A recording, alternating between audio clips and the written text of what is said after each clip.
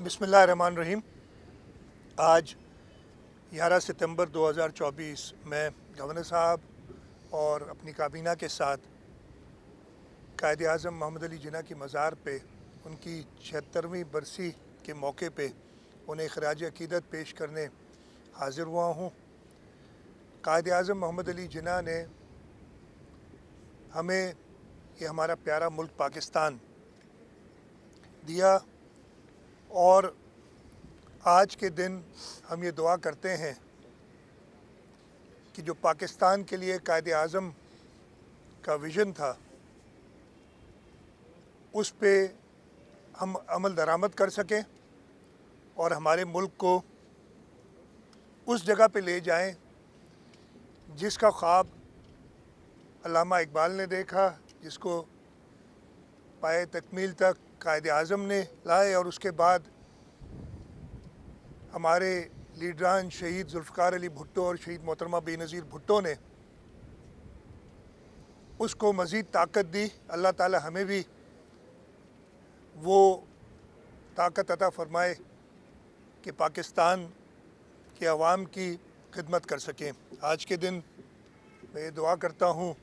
कि अल्लाह ताला कायद आज़म मोहम्मद अली जिन्ना को जन्नत फ़िरदौस में आला मकाम दे। उसके साथ साथ जो इस वक्त मुल्क के हालात हैं, गवर्नर साहब ने उस पर बड़ी तफसील से रोशनी डाली है। ये भी दुआ करता हूँ कि इस मुल्क की लीडरशिप को वो ताकत दे कि इन मराहिल से जो पाकिस्तान गुज़र रहा है, चाहे वो हमारी पॉलिटिकल सिचुएशन हो, चाहे हमारी इकोनॉमिक सिचुएशन हो, उनसे मुकाबला कर सके। आज के दिन मैं हमारे जो कश्मीर में भाई और बहनें हैं जिनके ऊपर हिंदुस्तान मुसलसल जुल्म और बर्बरियत कर रहा है, ये इरादा करते हुए कि हम उनके साथ खड़े हैं और इंशाअल्लाह ताला कश्मीर के अवाम को हक़ राय दही देकर रहेंगे। इसके साथ साथ आलम इस्लाम में ख़ास तौर पे फ़लस्तीन में जो इसराइली बर्बरियत चल रही है उसकी शदीद मज़म्मत करते हुए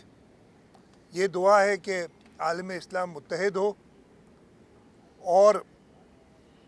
जहाँ जहाँ मुसलमानों के साथ ये जुल्म हो रहा है वहाँ पे मुत्तहिद हो के उन ताकतों का मुकाबला करें जो ना सिर्फ मुसलमानों बल्कि इंसानियत के साथ जुल्म कर रहे हैं। आज के दिन हमें एक बार फिर अहद करना चाहिए कि हम सब मुत्तहिद हो के अपनी ज़ाती रंजिशों को पीछे रख के मुल्क के अंदर जो सूरत हाल है उसका मुकाबला करें और पाकिस्तान को वो अज़ीम ममलिकत बनाएं जिसका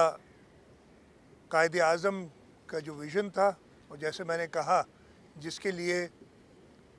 शहीद जुल्फ़िकार अली भुट्टो और शहीद मोहतरमा बेनज़ीर भुट्टो ने अपनी जान की कुर्बानी दी।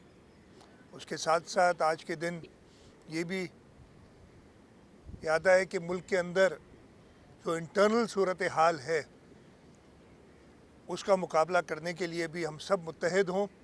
और वो सारी क़ुव्वतें जो मुल्क को नुकसान पहुँचाना चाहती हैं उनको नेस्त नाबूद करें। अच्छा सीएम साहब, आपकी गैर मौजूदगी में सिंध असम्बली ने 2 करारदादें पास की,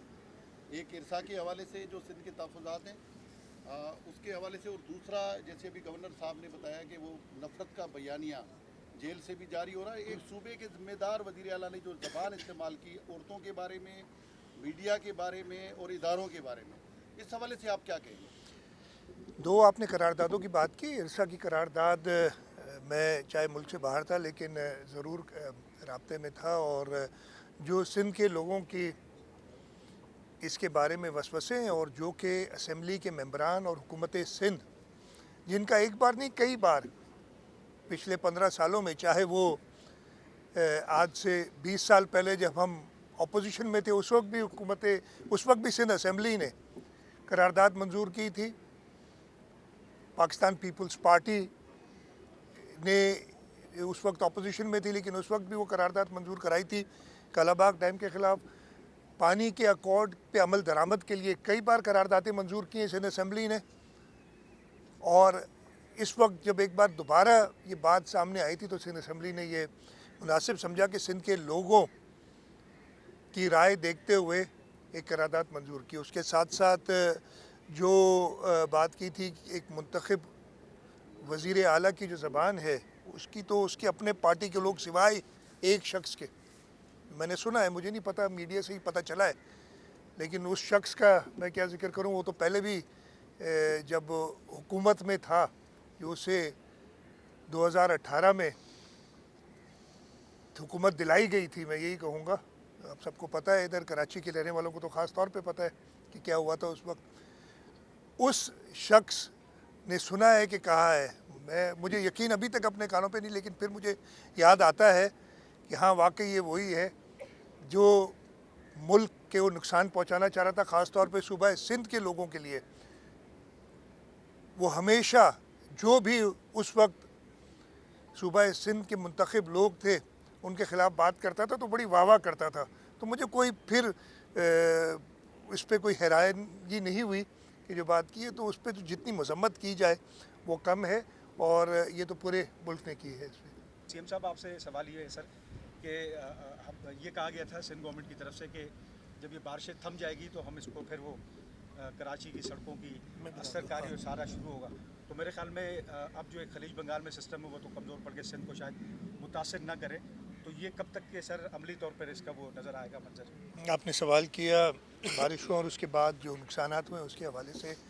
इस साल एक बार फिर जो माहौलियाती तब्दीली आ रही है, आपने देखा कि पूरे सिंध में, पूरे पाकिस्तान में, ख़ास तौर पे सिंध में जो बरसातें हुई हैं वो मामूल से बहुत ज़्यादा हुई हैं, और बड़ा एक जून में तकरीबन शुरू हुआ था, जुलाई, अगस्त और सितंबर तक ये मानसून चला है वक्तन व वक्तन, और कराची